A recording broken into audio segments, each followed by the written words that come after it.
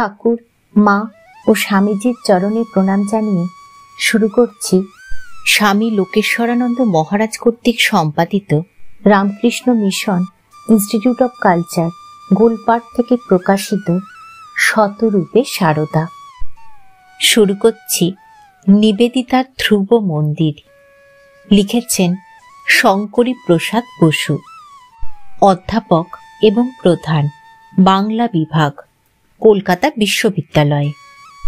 আজ পাঠ করব নিবেদিতার ধ্রুব মন্দিরের একাদশ তথা অন্তিম পর্ব। পর্ব 9, তিনি চির আশ্রয়। আগের পত্রে সারদা মাতা সম্বন্ধে নিবেদিতার চরম কথাটি পেয়ে গেছি। এখন মাতা দেবীর জন্য নিবেদিতার ব্যাকুল ভালোবাসার কথাগুলি দিয়েই প্রসঙ্গ শেষ করব। সারদা দেবীর সঙ্গে নিবেদিতার পরিচয়ের পরে মিস ম্যাকলাউড তাকে মা বলে ডাকতে বলেন। তখন নিবেদিতার বুকে ব্যথার মোচড় লেগেছিল। একে মা বলবো, কিন্তু তাতে কি আমার নিজের জননীর ঠাঁই হারিয়ে যাবেন আমার মন থেকে? না, নিজের মা হারিয়ে যাননি। নিবেদিতা অবিলম্বে বুঝেছিলেন নিখিল জননীর অন্দরমহলে তার নিজ জননীর ভালোবাসার আসন আগে থেকেই পাতা আছে। শ্রী মায়ের সঙ্গে প্রথম পরিচয় দিনটিকে নিবেদিতা নিজ জীবনে মহালগ্ন বলে মনে করতেন বলে পরবর্তীকালে এই দিনকে নিবিড় আবেগে স্মরণ করেছেন। আগামীকাল সেন্ট প্যাট্রিক দিবস। 1 বছর আগে এই দিনটিতে আমরা সকলে মাতা দেবীকে দর্শন করেছি। তুমি অর্থাৎ মিস ম্যাকলাউড আমাকে ওই পরিবারের অন্তর্ভুক্ত করে দিয়েছিলে। জানো, আজ থেকে ঠিক 6 বছর আগে আমি মাতা দেবীর চরণ দর্শনে গিয়েছিলাম। মায়ের কাছে আশ্রয় পাবার পরে নিবেদিতা নামক মায়ের ছোট্ট খুকিটি মায়ের কাছে কেবলই ঘুরঘুর করতেন। আমি একাদশী করছি মজা করে। নিবেদিতা 18 জুন 1899 লিখেছেন, সাদা শাড়ি পরেছি আর সারা দিন মায়ের কাছাকাছি আছি। 1899 মাঝামাঝি পাশ্চাত্যে গিয়ে নিবেদিতা 1902 সূচনা অবধি সেখানে থাকেন। এই কালের চিঠিপত্রে তিনি মাতা ঠাকুরানীর সংবাদের জন্য এবং তার কাছে উপস্থিত হবার জন্য অত্যন্ত উৎকণ্ঠা প্রকাশ করেছেন। তার লেখা থেকে মনে হয় তার কাছে শ্রী মা যেন অসীম সমুদ্রে ভাসমান জাহাজের মাস্তুল দণ্ড, যেখানে সমুদ্র পাখি ফিরে যায় সন্ধ্যার আশ্রয়ের জন্য সারা দিনের পাখা মেলা সন্ধানের পরে। তুমি যথাসময়ে কলকাতায় গিয়ে মাতা দেবীর কাছে যেতে পারবে। নিবেদিতা 25 ডিসেম্বর 1900 মিস ম্যাকলাউডকে লিখেছেন, আমার কি যে ভালো লাগছে তা ভাবতে। কি কাণ্ড, তুমি 16 নম্বর বোসপাড়া লেনে মাতা দেবীকে দেখবে, ভাবতেও অপূর্ব লাগে। অনেকদিন ধরে মাতা দেবীর জন্য উদ্বিগ্ন, তার কাছে ফিরে যেতে খুবই ব্যস্ত। তোমার গতবারের চিঠি বললাম, মাতা দেবী জোর দিয়ে বলেছেন আমাকে ফিরে যেতেই হবে। পড়ে খুবই আনন্দ হলো। সারা যদিও উল্টো কথা বলেছেন, তবু ধরে নেওয়া যায় আমি বেরিয়ে পড়েছি। মাতা দেবীর কাছে ফিরে যেতে সমস্ত মন প্রাণ ব্যাকুল। শীঘ্র ভারতে ফিরে যেতে পারলে খুশি হব। তোমার মতোই আমি অনুভব করি মাতা দেবীর ইচ্ছা সবসময় ধ্রুব। বিশেষ করে আমি মাতা দেবীর জন্য উদ্বিগ্ন। শুনছি তিনি বড় রোগা আর দুর্বল হয়ে গেছেন। সারদা দেবীর আবাসে ফিরে যেতে কি যে ব্যাকুল, কি করে বোঝাবো। যত সব আজে বাজে কাজ নিয়ে আছি। স্বামীজি ও মাতা দেবীর কাছে ফিরে যেতে চাই। আমার আকাঙ্ক্ষা তাতে কেন্দ্রীভূত। পরবর্তীকালে নিবেদিতার চিঠিতে শ্রী মায়ের দর্শন অদর্শনের আনন্দ বেদনার ঢেউ ওঠাপড়া করেছে। 20 জানুয়ারি 1903 লিখেছেন, সেন্ট ডোরাকে বলো মাতাদেবীর সঙ্গে এখনো দেখা হয়নি।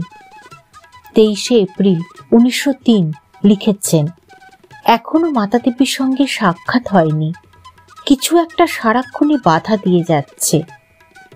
মাতাদেবী সপ্তাহখানেকের মধ্যে কলকাতায় আসছেন, আশা করা যায়। স্বামী শারদানন্দ মনে করেন তিনি আর আমাদের ছেড়ে যাবেন না, তার আশা যেন সার্থক হয়। তোমার কথা মাতাদেবী সবসময় জিজ্ঞাসা করেন, তোমাকে নিরন্তর ভালোবাসা ও আশীর্বাদ পাঠান। মাতাদেবী আমাদের চিরকালের মাই আছেন, সেই অনির্বচনীয় মহিমা আর মাধুর্যের নির্ঝর। গতকাল মাতাদেবী আমাকে দেখতে এসেছিলেন। নিবেদিতা গুরুতর অসুস্থতার পরে তখন নিরাময়ের পথে। আমার বিপদ মুক্তিতে কত না খুশি, এমন ভালোবাসায় ভরা মুখ আমি কোথাও দেখিনি। মাতাদেবী একেবারে পাশের পাড়ায়। নিবেদিতা দুঃখ করে লিখেছেন, কিন্তু রোজ যেতে পারি না, এত কাজের চাপ। মাতাদেবীকে অল্প বয়সী দেখায়, আনন্দময়ী, সারাক্ষণ কাজ করছেন, অথচ বয়স 55-র বেশি। আমাকে তার থেকে বুড়ি দেখায়, অথচ আমার বয়স 45ও নয়।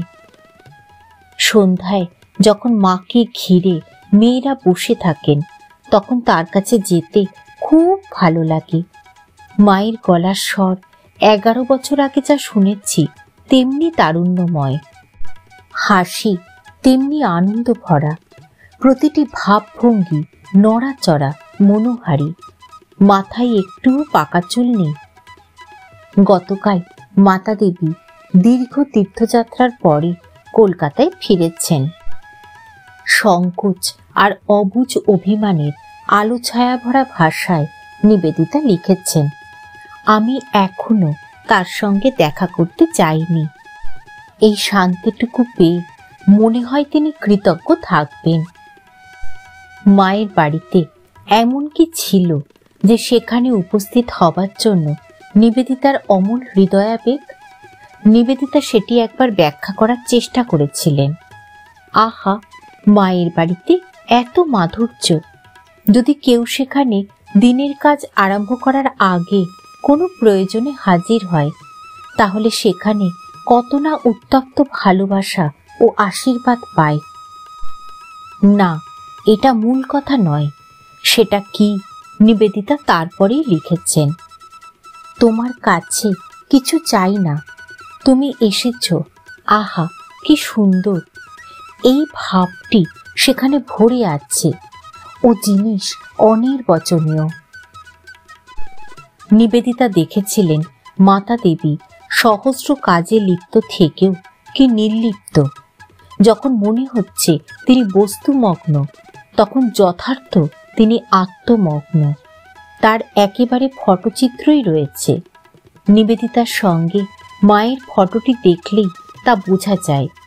তাতে দেখি মা নিবেদিতার দিকে তাকিয়ে আছেন, কি গভীর স্নেহ তার নয়নে। কিন্তু সত্যই কি তিনি নিবেদিতার দিকে তাকিয়েছিলেন? দ্বিতীয় নজরে দেখি মায়ের চোখে অসীম সুদূরতা, সেখানে কোনো নির্দিষ্টতা নেই। মায়ের অন্যান্য যেসব ফটো পাওয়া যায় সেগুলি যে কেউ পরীক্ষা করলে দেখতে পাবেন। সর্বত্রই আছে দুটি নিশ্চয় লক্ষণ, অতল শান্তি এবং দূরপ্রসার, যা অন্তর্মগ্নতার অপরূপ। শ্রী মায়ের এই স্বভাব লক্ষণ নিবেদিতা বারবার নিকট থেকে দেখেছেন। মা ভালোবাসতেন গভীরভাবে, মৃত্যুতে কাঁদতেন, কিন্তু সে কান্না নিত্য প্রেমের করুণা বৃষ্টির মতো, আসক্তিতে কর্দমাক্ত হতো না। স্বামী যোগানন্দের মৃত্যুকালীন ঘটনার কথাই ধরা যাক। যোগানন্দ মায়ের মন্দিরের প্রথম প্রহরী, মায়ের একেবারে সন্তানের মতো। তার মৃত্যুতে মা দারুণ শোকার্ত হলেন। যোগানন্দকে দাহ করার জন্য নিয়ে যাওয়া হচ্ছে। তখন নিবেদিতা বর্ণনা করেছেন। অকস্মাৎ উপরতলা দীর্ঘ ক্রন্দনে আকুল হয়ে উঠল। নিচে পূজার শব্দের সঙ্গে মিশে তা ছড়িয়ে পড়ল। পুরো বাসিনীরা বুঝেছিলেন এতদিন যিনি এই গৃহের কর্তা ছিলেন তিনি চিরতরে চলে যাচ্ছেন। যোগিনমার তুষার শীতল শুদ্ধতা টুটে গেল। মনে হলো তারও মায়ের বুক বুঝি ফেটে গেল। নিবেদিতা আরেকটি চিঠিতে লিখেছেন, মাতা দেবী মৃত্যু কথাটি যেন সইতে পারছেন না, এমনই মানবিক বেদনা। জানি জানি সে আমার প্রভুর কাছে গেছে, সে কথা জানি, কিন্তু সে যে আমার যোগিন, তাকে প্রভু কেড়ে নিলেন। অপরূপ শেষ বাক্যটি। একদিকে রয়েছে অনন্ত সাগরের ব্যঞ্জনা, বাড়িবিন্দু ফিরে গেছে নিজের সমুদ্রে, যোগিন গেছে আমার প্রভুর কাছে। অন্যদিকে সেই সাগরে উঠেছে মাতার অভিমান ভরা দীর্ঘশ্বাসের ঢেউ, কিন্তু সে যে আমার যোগিন। ঠিক একই কালে আরেকটি মৃত্যু কথা নিবেদিতা বলেছেন। সে বিবরণে দেখি অনন্য মৃত্যুর আশীর্বাদ শ্রীমা দিয়েছিলেন একটি নচিকেতা বালককে। সে বর্ণনাটি পড়ে মনে হয় শ্রীমা যেন নিজের একটি বালক সন্তানের সঙ্গে খেলা করছিলেন একটি দ্বার খুলে দিয়ে। অন্য দ্বারে দাঁড়িয়ে তাকে কোলে তুলে নিলেন। নিবেদিতা লিখেছেন, সদানন্দের মুখে আরেকটি মুমূর্ষু বালকের কথা শুনলাম। মা তাকে গঙ্গার ঘাটে নিয়ে যাবার নির্দেশ দিয়েছিলেন। তাহলে কি আমার মৃত্যু নিকটে? ছেলেটি বলেছিল। মায়ের আদেশ, এই বলে ওরা কথা এড়িয়ে গেলেন। ছেলেটি তৎক্ষণাৎ বলল, নিশ্চয়, মাকে আমার প্রণাম, তার কথা তো শুনতেই হবে, আপনারা আমাকে নিয়ে চলুন। তখন ওরা শয্যা শুদ্ধ তাকে বাইরে আনলেন। মা বারান্দায় দাঁড়িয়ে নত নেত্রে চেয়ে রইলেন। ত্রিগুণাতীত তার সারা গায়ে গঙ্গা মাটিতে প্রথমে শ্রীরামকৃষ্ণ, তারপর শ্রীকৃষ্ণ ও অন্যান্য দেবতার নাম লিখতে লাগলেন। ছেলেটি সেই লেখা দেখতে দেখতে বলল, ওসব নাম মুছে একটি নাম রাখো। আমি ওই নামটি নিয়েই এতদিন বেঁচেছি, মরণের সময় ওই নামটি নিয়েই যাব। যখন তাই করা হলো তখন সে মায়ের দিকে তাকালো বিদায় নিতে। তারপর সকলে তাকে বয়ে নিয়ে চলে গেল। সারা পথ সে চমৎকার কথা বলল। নদী তীরে পৌঁছনো মাত্র মৃত্যু। এমন সংশক্তি ও বৈরাগ্যের যুগ্ম লীলা কি শ্রীমায়ের জীবনের সাধারণ সত্য নয়? শ্রীরামকৃষ্ণের শেষ অসুখের সময় শ্রীমা তারকেশ্বরে গিয়েছিলেন হত্যা দিতে। দুদিন নিরম্ব উপবাসে কাটল। দেবতার দয়া নেই। তৃতীয় দিন গভীর রাত্রে ইঙ্গিত এলো, এবং কি ভীষণ! এমন সময় তিনি একটা শব্দ শুনিতে পাইলেন। সাজানো অনেকগুলি হাড়ির একটার উপর আঘাত করিয়া উহা ভাঙিয়া দিলে যেমন আওয়াজ হয়, এ যেন সেই রকম। ওই শব্দে জাগিয়া উঠিয়াই সহসা শ্রী মায়ের মনে হইল, এ জগতে কে কার স্বামী, এ সংসারে কে কার, কার জন্য আমি এখানে প্রাণ হত্যা করতে বসেছি।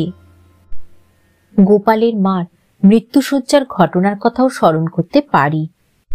গোপালের মা নিবেদিতার বাড়িতে আছেন। তার দেহ ত্যাগের কয়েকদিন আগে শ্রীমা এসেছেন। গোপালের মাকে যেহেতু শ্রীরামকৃষ্ণ মা বলেছেন, তাই শ্রী মা তার বৌমা। শ্রী মায়ের তিনি অসীম ভক্তির পাত্রী। শ্রী মা গোপালের মার শয্যা পার্শ্বে উপস্থিত হলে বৃদ্ধা ক্ষীণ স্বরে বললেন, গোপাল এসেছ? এই বলে হাত বাড়িয়ে কি যেন চাইলেন। গোপালের মা চাইলেন শ্রী মায়ের চরণ ধুলি। মাকে তিনি ঠাকুরের সঙ্গে সেই মুহূর্তে অভেদ রূপে দর্শন করেছেন। পূর্বে যা ছিল অসম্ভব কাজ, এখন তাই করলেন শ্রী মা। পদধূলি দিলেন তাকে। কারণ এখন আর তিনি বৌমা নন, বিশ্বমাতা, লৌকিক নন, লোকোত্তর। নিবেদিতার চরম ও পরম কামনা তিনি যেন মাতা দেবীর ভুবনে উন্নীত হতে পারেন। মৃত্যুর বছরখানেক আগে একটি চিঠিতে সেই কথা লিখেছেন। যদি কখনো দীর্ঘ সময়ের জন্য জেলে যাই, তাহলে আমার বন্ধুরা যেন দুঃখ না করে, কেননা আমি অবিলম্বে ধ্যান শুরু করে দেব আর চেষ্টা করব মাতা দেবী যে অপূর্ব ঊর্ধ্বলোকে বিরাজ করেন সেখানে পৌঁছতে। আহা, তার মতো মধুরিমা আর স্নিগ্ধ শান্তি, সেই সঙ্গে অভিজ্ঞতার গহন গভীরতা ও স্নেহ কল্পনাতীত। কি অসাধারণ জীবন তার! পূজার ব্যাপক বিধি ব্যবস্থার মধ্যে অবস্থান, যে পূজা তারই স্বামীর, যার আয়োজন স্বতঃস্ফূর্তভাবে অন্যরা করে দেন। স্বামীকে তিনি স্বয়ং ঈশ্বর বলে পূজা করেন, তবু অতিরিক্ত আছে তার জন্য গভীর মানবিক স্নেহ, কোমলতা। তাকে দেখেই ছিল আমার সুখ। এক রাত্রে মাকে বলতে শুনলাম, এমন জীবনযাপন করে তিনি যেন পদ্মপত্রের উপর জলবিন্দু হয়ে উঠছেন, পৃথিবীকে সকল বিন্দুতে স্পর্শ করে আছেন, কিন্তু তার দ্বারা পরিবর্তিত বা প্রতারিত নন, দিব্যানন্দে পরিপূর্ণ। নিবেদিতার মতো নারী, যার প্রতিটি মুহূর্ত ভারত ও মানব জাতির দ্বারা অধিকৃত, যার নিঃশ্বাস ফেলবার অবসর ছিল না, এমনই কর্মে পূর্ণ, তিনি 19 নভেম্বর 1909 তারিখে লিখেছেন, মাতা দেবী দুদিন আগে তার গ্রামে গেছেন, ফলে সবকিছু শূন্য। এই সময়ে কিছু বেশি 5.5 বছর আগে নিবেদিতা লিখেছিলেন, মাতা দেবী এখন এখানে আছেন, সেই একই মা। তিনি যখন এখানে থাকেন, আমাদের আশ্রয় থাকে। লক্ষ লক্ষ মানুষের বুকের কথাটি নিবেদিতা লিখে গেছেন। ঠাকুর, মা ও স্বামীজির চরণে প্রণাম নিবেদন করে শেষ করছি আজকের পাঠ। নিবেদিতা ধ্রুব মন্দিরে 11 তথা অন্তিম পর্ব।